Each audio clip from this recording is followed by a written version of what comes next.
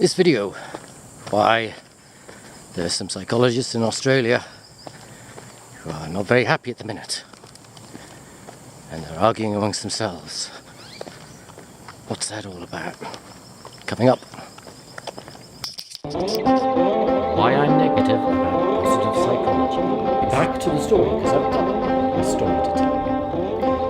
So I've got some top tips on writing the report. If you are studying an undergraduate degree in psychology, I urge you to think critically. It helps people like me stop doing stupid things. Okay, so in Australia, which is where I'm at. I know I don't sound Australian. I'm from the UK. But I'm here in Australia now, and some interesting stuff is happening at the moment in relation to psychology. The Australian Psychological Society is having to consult with its members on something that is proving to be quite contentious in regards to the government's proposed level of funding for mental health services. Now in Australia, we've kind of got a mean version of the national health system, like a public health system. It's called Medicare. So in Australia, if you've got a psychological problem, you get referred by your doctor to go and see a psychologist. Rather than have to pay to see the psychologist, you can claim that cost back off the government. And it's a rebate that the psychologist receives off the government for seeing you. I think I've explained that. Now, we've got a Conservative government in place in Australia, and they don't like spending money. They promise people tax cuts because they don't like the idea of high taxes and investment in public services. So they're looking at ways of saving money, and they're looking at the system of Medicare, which is that system of rebates that doctors get for seeing patients, which essentially means that the patient is not paying the full cost of having to see their doctor, but the government picks up a bit of the tab. So there's trouble brewing in Australia in relation to psychology and to the field of mental health. What's happening is what's being described as a mental health crisis in Australia at the moment. Record numbers of suicide, or sharp, high increase in the numbers of suicide, and it appears to be a lot of people experiencing significant levels of distress. An idea, I think in consultation with the Australian Psychological Society, occurred to government that would be a good idea to restrict the availability of refunds to clinical psychologists. So for people who are experiencing anything more serious than a mild psychological problem. So essentially what that means is that if someone goes to their doctor, they get diagnosed with something that's more than a minor psychological problem, and they get referred. If they get referred to a clinical psychologist, the clinical psychologist can claim a rebate, and that means the patient doesn't have to pay full fees for the consultation with the psychologist.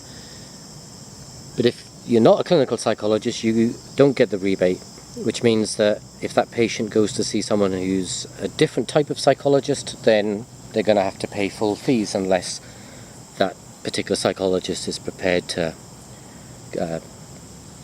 offer their services pro bono or reduced rate without getting any compensation for that from the government. So it's kind of sending out the message really that clinical psychologists are the effective psychologists in relation to treating people who have psychological problems that are worse than mild. Anything worse than mild, then you need to go and see a clinical psychologist. If it's a mild problem, then any registered psychologist could likely help you. This hasn't gone down too well among the non-clinical psychologists in the Australian Psychological Society. The non-clinical psychologists are saying, hold on, we're effective at helping people who have got moderate or severe psychological problems. We can help people too. Where's your evidence? Where's your evidence that clinical psychologists are more effective than we are? And of course, if you know the literature, it's going to be difficult to show that evidence. Some of us think that evidence is not there.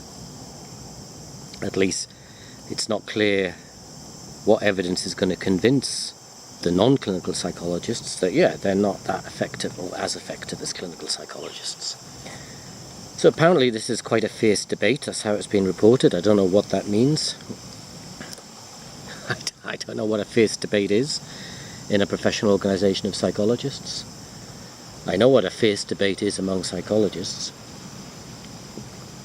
God, my last place of work, I was shouted at by fellow psychologists. Anyway, maybe I shall make a video of that one day.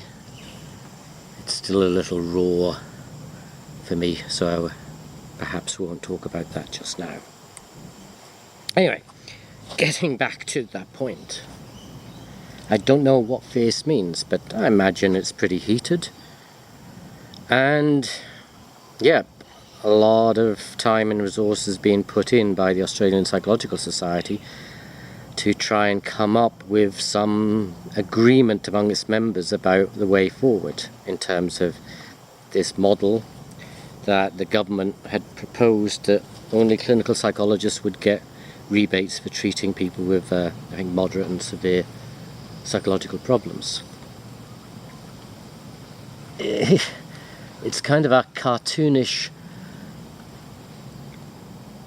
representation of how psychology responds to a crisis. And now I'm not saying that psychologists aren't responding ethically and morally to the crisis that we're seeing in mental health in Australia.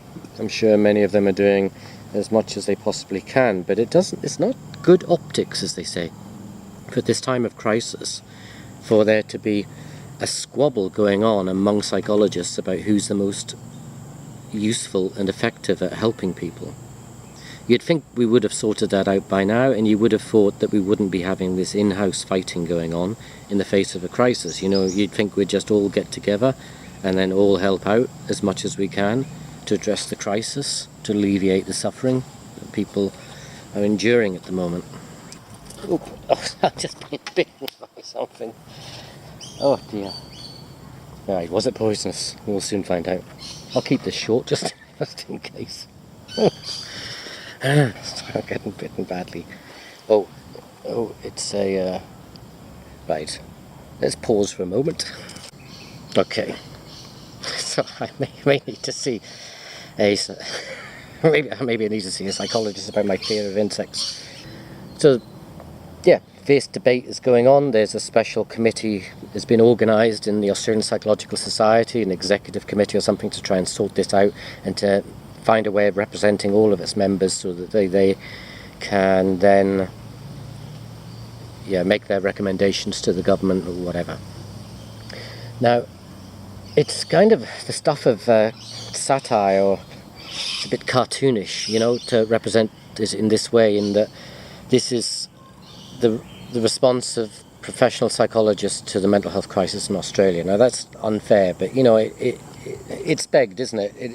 For a less sympathetic commentator, you'd imagine that they would see things that way, that we have this mental health crisis, and what does the professional body of psychologists end up doing? Well, they end up having a squabble amongst themselves about who is the best person, or who are the best people to help these people in crisis. It appears that they're just in a shambles. They're just shouting at each other, arguing about who is the best psychologist. It's not a good look, you know, not good optics, really. And this happens to psychology a lot, really, that it's seen as a profession that's self-interested, that's out of touch, that isn't really putting the needs of the client first, that doesn't know what it's doing, that is amateurish, not a proper therapeutic profession like medicine and proper doctors. It plagues the profession, and we get things like this happening which really shakes people's trust in the profession. And